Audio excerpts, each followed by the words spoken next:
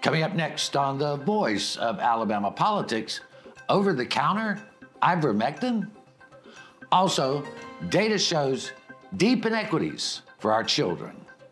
And there's conspiracies, confusion, and distrust everywhere.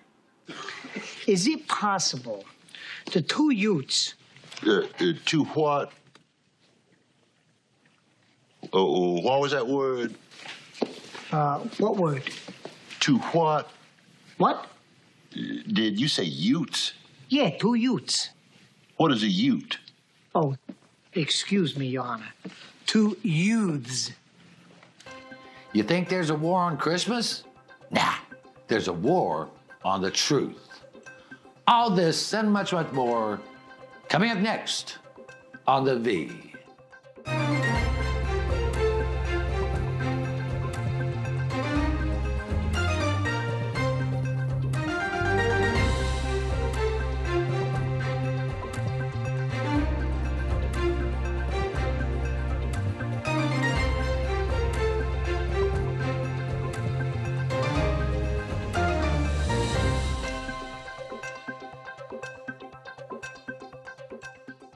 Welcome to the voice of Alabama politics, where we tackle the tough issues so you have the hard facts.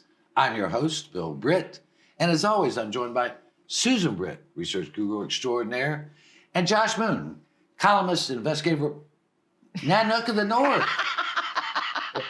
I ain't playing with this cold weather no more. I've had enough. I've had enough of this. Look, I got a garage studio. I can't turn the heater on because it's too loud. I don't get paid enough for this. I got to do something about this weather. I'm wondering who authorized this weather. I don't appreciate it either. It's like winter keeps going away and coming back and saying one more thing. Yeah, exactly. Doge, they fired the heating guy. I thought they were doing something with the weather. You know, they're manipulating the weather. Yeah, they're manipulating it. Yeah. Somebody's over there with the thermostat doing this. Yeah. Well, anyway. Don't worry. Hey, Mac Butler's got that taken care of. We're going to outlaw that messing with the weather in Alabama. That's true. That's true. Hey, you know, this fits right in with what we were going to talk about. Yeah, one of the things that we're seeing in the Alabama legislature and in Washington, D.C. is policy driven by conspiracy. Mm-hmm. It's driven by lies. Mm-hmm. It is not driven by truth or facts. And when government is run on lies, when people begin to believe the lies that climate change is not real, mm-hmm. or that vaccines don't work, or that antidepressants are addictive. There is no scientific data for any of this, and there are millions of other things that have now become commonplace. That just like with Goebbels, with Stalin, with all these people of the past, they rely on misinformation to control. Susan? It does. And in fact, Goebbels said, if you repeat a lie often enough, people will believe it. And that is absolutely true in today's society. And one example that I can think of that comes to the top of my mind and locally in this is that, like with last year's gaming bill, there was a portion in there for health care. And what it was mental health care for veterans. Right. What it got spun is as Medicaid expansion, right, which they knew was not true, but they used that to kill the bill. And that shows you in a microcosm what these kind of lies and what this kind of misinformation actually causes. I mean, Josh, after last week's show, I got some mail about how, the transgender identity was not real, that this was all a hoax, and that there were only two genders. But if you look at scientific facts, I mean, there's a lot more nuance to it than that. 10, 15 years ago, transgender was not an issue, but they made it an issue for political reasons, and they lied about it, spread misinformation, and now this is the hot button topic in the GOP. But there's so many other examples, aren't there? Oh, yeah, there are. I mean, 10, 15, just 3 or 4 years ago, it wasn't that much of an issue. But they figured out this is it plays into this whole attention-seeking atmosphere that we live in now, especially in the world of social media, where it doesn't really matter so much what you get attention for, as long as you get attention in a lot of circles. And if you spout off enough conspiracies, you now have this whole group of conspiracy theorists that will come along with you in these things, and it starts to build some momentum with people. We saw it with the anti-vaccine stuff that went on during the COVID pandemic, and it just honestly, it's disconcerting. It's disheartening. You see what's happening right now with the firings and the layoffs, and some of the information that keeps coming out from Elon Musk and what he's doing at the federal government level. And he'll make these claims, these broad claims that people want to believe about the government, because they've been led to believe for years that, government's terrible, and they're spending money, and the Defense Department is spending $1 million on a hammer and things like that. So we've had these things ingrained in us for a while, and now he's feeding off of that. And almost everything he said, all these fantastical claims of stuff, have proven to be untrue or greatly mischaracterized, to the point where when you explain them to people, they go, okay, well, yeah, that's not nearly as bad as what we thought it was, and that's what. But those lies are out there. I mean, I listened to the Pod Save America guys a lot, and they talked about polling and what kind of breaks through a lot of the noise.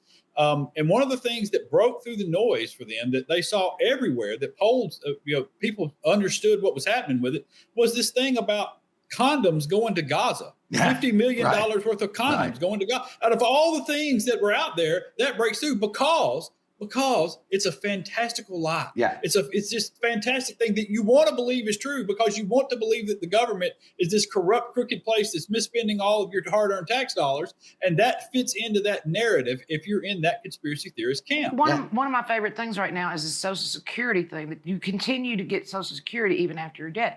Anybody that's been through that with their relatives knows that they point to the date that they died, and whatever they got past that date, you have to pay back. Yeah. Well, good people are not standing up to these lies because of what Upton Sinclair identified 75 years ago. Can I say one more thing? Go ahead. One more thing. The biggest one that we have right now that I think people are starting to stand up to is this notion that Russia started the war in Ukraine. Or that Ukraine started the war where Russia invaded them. What are we talking about, man? They're in the country. Yeah. What do you mean? Yeah. Well, and it's difficult to get a man to understand something when his salary is based on him not understanding it. Yeah. And that was the Upton Sinclair quote. Hey, speaking of which, they got a bill in the House that would make Ivermectin an over-the-counter drug. Where you go in the pharmacy and you just get it, because everybody's carrying so many parasites in their system now that we need this drug. And it's been debunked that it actually helped during COVID. I mean, even though they kowtowed to the MAGA crowd about this, but it's just ridiculous. I mean, come on. Again, lies and lies and lies. Yeah. Well, wait, listen, when your guy that's running the Department of Health's got worms in his brain, maybe he needs some ivermectin. Yeah, well, he probably got it from eating that bear. Yeah, well, a lobotomy might work better. But anyway, that's DC. Down here, we just want to legalize ivermectin so that people can kill all those parasites. Anyway, you're watching the voice of Alabama politics. We'll be right back.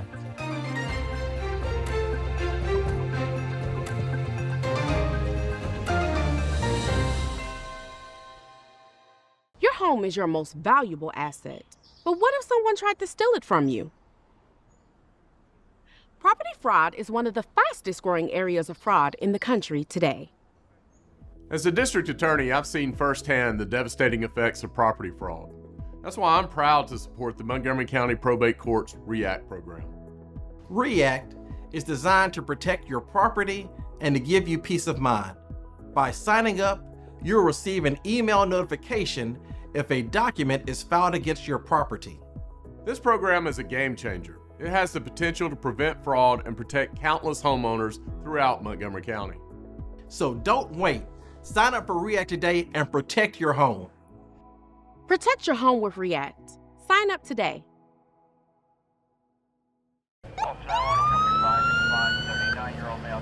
Speed is one of the biggest factors in a fatal car crash. Your car stops, but your body does not stop at the same time. Your body keeps going, and that could be running into your seatbelt, that could be hitting the airbag. Something has to stop it, and unfortunately, it's something very hard. There have been times that we've come upon accidents where if people weren't speeding, they'd probably still be alive today. It's truly dangerous and it puts everybody at risk. There's just no point to it. This kind of stuff has got to stop.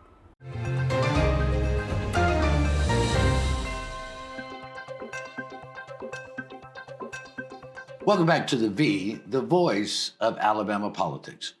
Recently, the 2024 Alabama Kids Count Data Book has been released. This is an important piece of information. Josh, you know this. Every year we take a look at that. And the one thing that's been consistent is persistent economic inequalities and lack of access to essential programs for Alabama children. Yeah. It's that way again this year. Yeah. Going to be that way again next year unless we do something different. And we're not going to. But we're gonna come up with lots of bills to keep Alabama safe. Because that means we're gonna lock people up if you address these issues that we're talking about in this kids count book, and you go in and you erase some of this food insecurity, you erase some of the lack of access to programs, you give kids an actual opportunity instead of the BS choice thing that you've done with schools, and you give them an actual choice to get a good quality education and have the resources and things that they need to grow and to learn. Then we'll stop. You'll never need another Safe Alabama crime package ever again in the history of this state. You'll never need another one if you fix the problems identified in this book right here. I mean, in Alabama, Susan, child poverty has been at about 21% for the last 2 decades. I mean, we always say you can judge a state or a country by the way it treats its most vulnerable citizens, especially the young and the elderly. We're not doing a very good job. We're not doing a very good job at all, which is why it angers me so that we're worried about what is a woman versus what's happening with our kids. We've had, rural hospital closed. I think there are only 15 with pediatric or obstetric care now. We have, the 13% fewer dollars going to the more poor and rural schools than going, to the richer areas. Never mind, as Josh just brought up, the CHOOSE Act as well. We've got, food insecurity, and nobody's identifying those. They don't want to work on those issues. They're worried about who's going to what bathroom or what they can make illegal now that raises our crime rates. I mean, it's just absolutely ridiculous that they're not identifying what the work that actually needs to be done. God forbid someone should sing the children are our future. Because if this is the future for some of our children, it's awfully bleak. And it has been because we don't do the things necessary to help people out of poverty. We used to hear John Kennedy said so eloquently that a rising tide lifts all boats. Well, a sinking tide sinks them. A lowering tide sinks all boats. Well, these guys get on a yacht and leave the rest of them, with a hole in the water. There's such a health gap in this state, and they won't do anything about Medicaid. There is a critical infrastructure gap in the state. And Josh, most of these kids that are in rural areas are in real trouble and have absolutely no chance as much as a kid that lives in Mountain Brook or Madison County, Alabama. I mean, it's just, I don't know what to say about it. Yeah, no, it's terrible. I mean, it is. It's absolutely horrible. And what's the most atrocious and offensive thing to me is the pretending that we don't know what solves these problems. Right. Okay. All you have to do. I'll give a perfect example. Pike Road and Montgomery. All right. Pike Road broke away from Montgomery a few years back and almost immediately went to the voters around there and said, listen, we're going to raise up property taxes at this amount, this amount, and this amount because we need to fund these schools more appropriately because our kids need a better education. Then those same people fought against Montgomery doing the same stuff. Yeah. Okay. And that's what we've done historically in this state. And you look at it, it doesn't matter about race. It doesn't matter about the background. If you have poverty and you have under resourced schools in your area, then you're going to have a problem, and you're going to have a problem with crime. You're going to have a problem with underfed kids. Yep. You're going to have a problem with teenage pregnancies. You're going to have a problem with sexually transmitted diseases. All of it. It all goes together because it's all part of this education system that we're failing kids on. And let's be honest, the reason the property tax in Alabama are so low, and listen, I enjoy it, but the reason they're so low is because of the timber industry. Mm-hmm. I mean, they don't want the property tax to be high on their timberland. And we have timber barons in government. Yes, we do. Who have protecting their interests for 100 years. Mm-hmm. But I want to move on to the next one. We don't give a dang. See how I handled You that? did well. I didn't do a Josh. You didn't. We don't care. It'd feel better if you did. Yeah, well, I might feel better, but some of our viewers might not. But, we say we care about children. We say, but we see the poverty. That means you don't. But you know what is important to them? Susan, they want to mandate prayer in public schools. Now, this in any normal world would still seem to be unconstitutional. Now, as Josh brought up this week, if we were having calls to prayer and prayers in Islam, they would be raising holy hell, but they want Christian prayer in the school. And look, if you don't want to say the prayer, you can just sit down and shut up, I think is what the antidote is to that. That's always been the antidote to that. Is just sit down and shut up, or be quiet, or say your own prayer. Yeah. I mean, this is Rick. We didn't even have prayer in school when I was in school. I mean, this has been going on for decades and decades and decades, but they want to make sure it's a Judeo-Christian prayer. Right, exactly. It has to be. And to back it up, if a school district does not comply, they'll lose 25% of their state funding. That's how brilliant this. Talk about, punishing children yet again. Yeah, because they want to force their religion and their beliefs on folks. Josh, you wrote about this quite eloquently. Yeah, listen, the person that pushes, that's the sponsor of this bill, is one of those Pike Road folks that tried to block the funding for the schools. And, honestly, it's offensive to a lot of people to hear a grown person stand up and say, this is a Christian nation. We were founded on Christian principles, and this is absolutely what the founders intended. It's nonsense. Yeah. I mean, all that tells me is either A, you're so stupid that you don't understand the basics of this, or B, you think we're so stupid that we don't understand the basics of it, and you're just pandering to people that want to believe this, because all of those documents were blank. They could have put anything on them when the founders started this thing. They could have put anything out there, and they kicked around the idea of a Christian nation and prayer and all these different things, and they all came back to the same conclusion that freedom of religion here and respecting no religion above another is how we should govern this country, and it's a tenet of this country, and we should keep it that way. And idiots who try to tear it down are anti-American, anti-Constitution, and anti-founders of this country. Yeah, I mean, the idea that the Constitution was based somehow on biblical principle is about as ludicrous as my dog flying.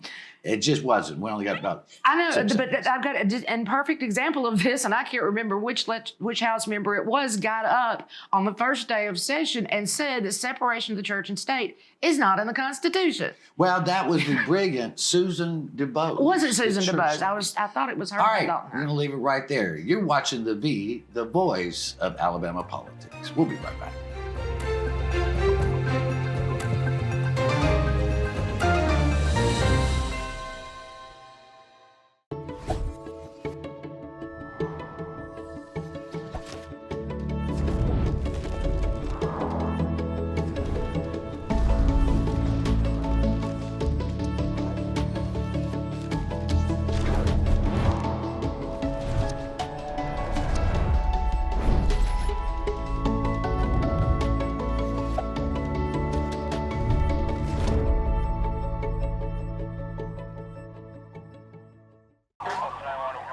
My personal biggest pet peeve is kids who are not properly restrained, whether that be in a booster seat, a car seat, or even a simple seatbelt. Kids, they become projectiles, and it's terrifying. It absolutely breaks my heart to know that something so innocent could be punished so severely. Your children rely on you to be that person that says, no, you need to put your seatbelt on.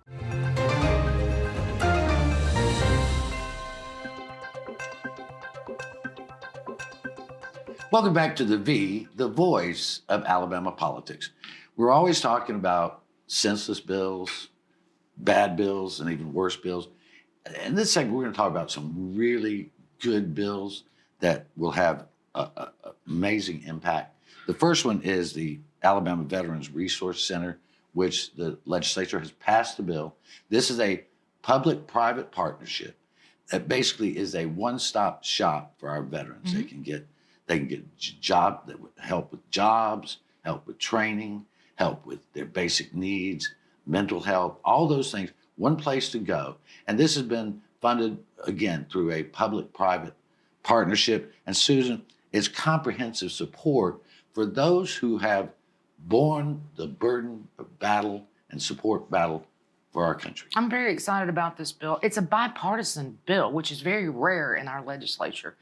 And it's something that Will Ainsworth said that I really want to emphasize here. He said, when veterans are in crisis or in need of services, the last thing they should have to worry about is navigating the maze of government bureaucracy. And that's what this is designed to do, is to take all of that out so that they don't have to go through all the paperwork and all the waiting and all of that. But this is somewhere that they can go and get services immediately. Yeah. And in my opinion, we should spread these out across the state. I mean, Josh, we know this for real and in real time in the 20th century. Our World War II veterans, our Vietnam veterans, really were sort of left on their own after they came home. In Korea, Korea.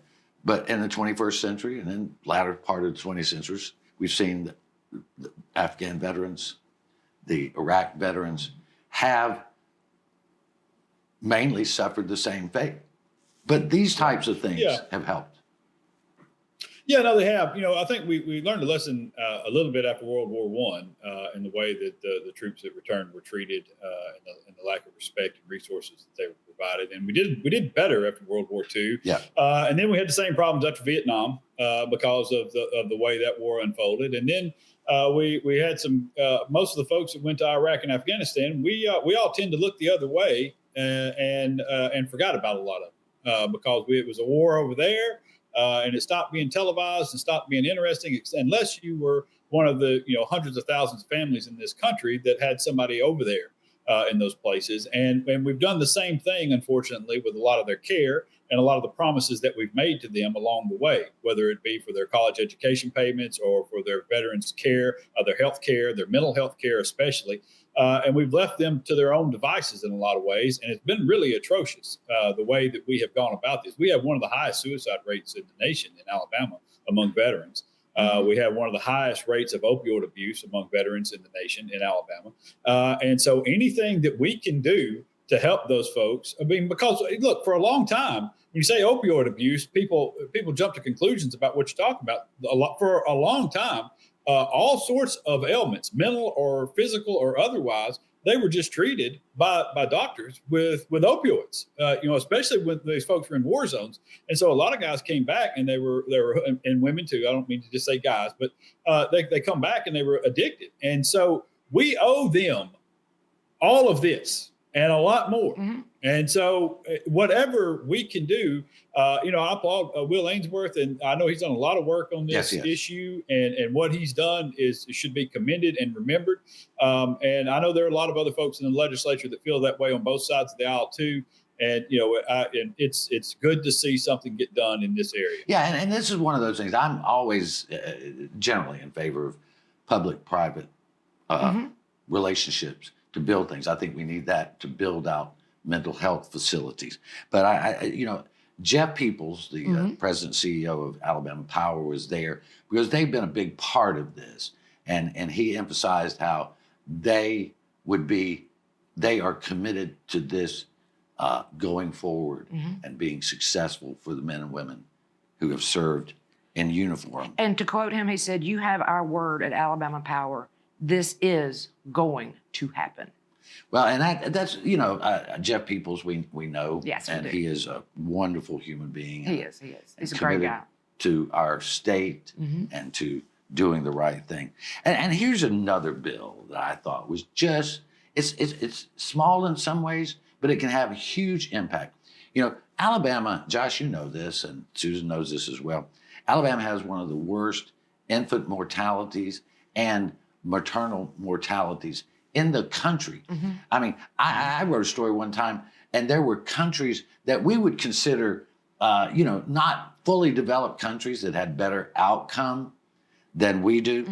The House of Representatives unanimously passed a bill, it's HB 89, where pregnant women will be given the presumption that they're going to get Medicaid. Over 50% of the children born in Alabama are born under Medicaid. Yes, they are. So, but now they're going to have the presumption so that for 60 days, women will get prenatal care and not have to wait that period when Medicaid would kick in for them. And I think it's great. It's going to cost about $1 million a year from now through 2028. But here's the kicker. Those funds are going to be federal funds. If they cut Medicaid, like they're beginning to cut things now, that money's not going to be there. The legislature needs to start thinking about where these funds are going to come from should Medicaid get cut at a federal level. Yeah, I mean, right now, Josh, they're talking about cutting Medicaid. They're talking about cutting SNAP and WIC benefits. They're talking about cutting a lot of the programs that affect the very people in Alabama that need it the most. Yeah, the very people who voted for the guy that's cutting them. And listen, because I want to let you know, the elections have consequences in your world. This bill was brought by Marilyn Lance, Democrat that won up here, took away a Republican seat, and she pledged during her campaign that women's health care issues were going to be a top priority for her. She worked across the aisle with our friend Susan DeBose to get this bill passed, and it passed unanimously because it's a good bill and it focuses on a real problem and a real issue. And these are the types of things that I wish that I could get people to understand affect their lives. Yes. And you go out and you vote for people who affect your lives positively and your situations and help with those things. Well, the welfare of mothers and children should not be a partisan issue, but many times it is. Unfortunately, we're out of time. I want to thank you for joining us today. You've been watching the voice of Alabama politics. You watch us because we watch them.